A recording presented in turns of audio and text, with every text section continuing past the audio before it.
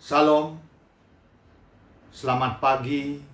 Kembali kita bertemu pada pagi hari yang indah ini dalam sarapan rohani di Gereja Kristen Protestan di Bali, Jemaat Galang Ningyang Abian Base, Sabtu 25 November 2023.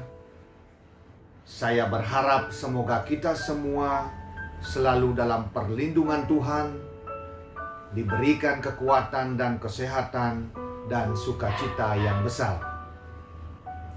Sebelum kita bersama-sama akan membaca dan mendengarkan firman Tuhan, marilah kita datang kepada Tuhan dengan berdoa.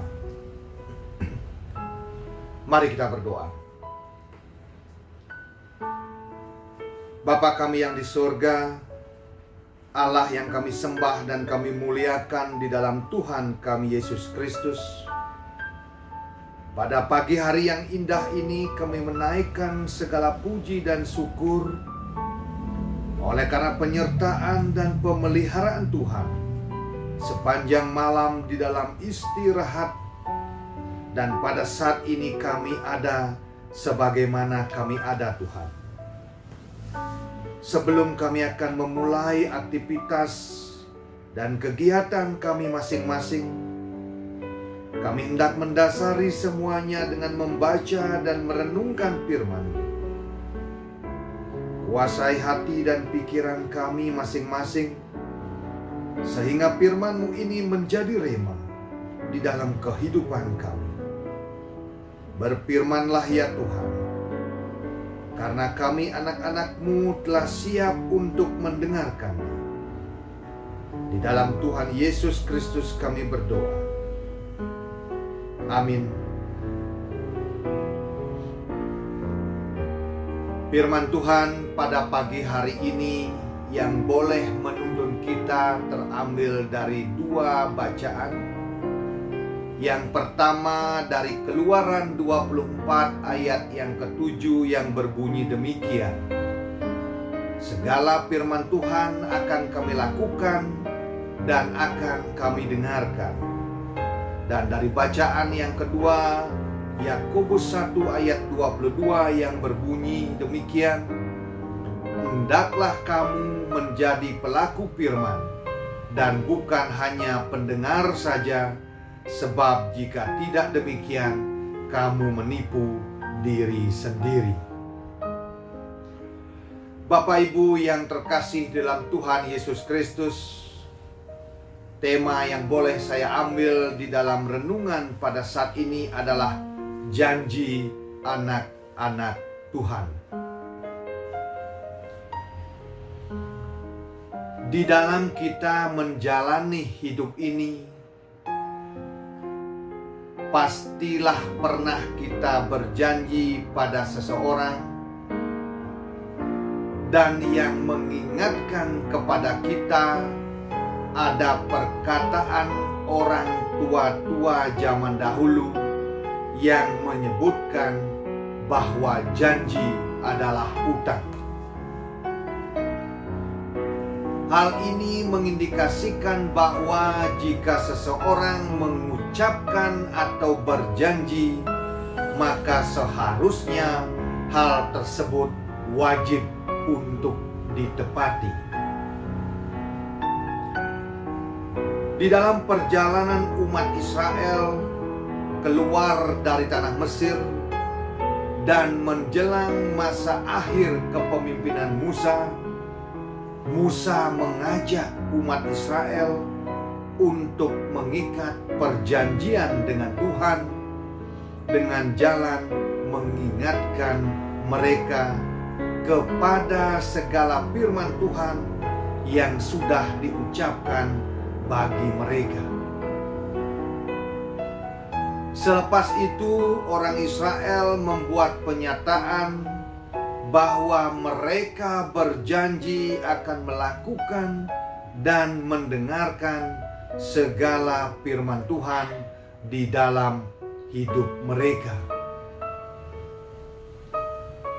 Dari hal ini kita belajar apabila seorang anak Tuhan berjanji, apalagi berjanji kepada Tuhan, maka sebelum mereka mampu untuk melakukan atau melunasi janji tersebut, maka mereka harus selalu memperdengarkan janji itu dalam hidup mereka, atau baik dengan membacakan atau menceritakan kepada keturunan mereka. Artinya mereka harus terus mengingat bahwa mereka masih memiliki utang yang belum dilunasi.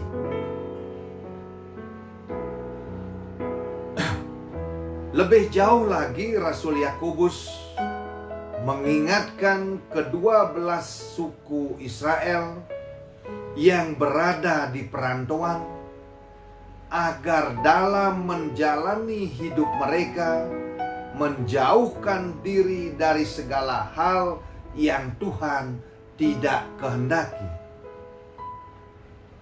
Dan terutama mereka dinasehatkan untuk tidak hanya mendengar atau memperdengarkan kembali firman itu, tetapi lebih menekankan bahwa mereka harus berusaha melakukan firman itu.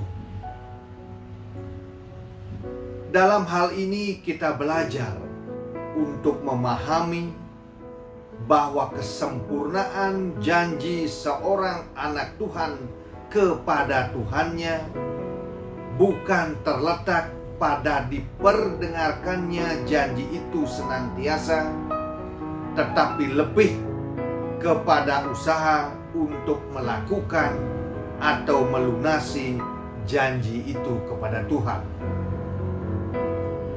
Bapak Ibu yang terkasih di dalam Tuhan Yesus, sudah barang tentu sebagai orang percaya kepada Kristus, kita pernah berjanji kepada Tuhan entah apapun janji itu.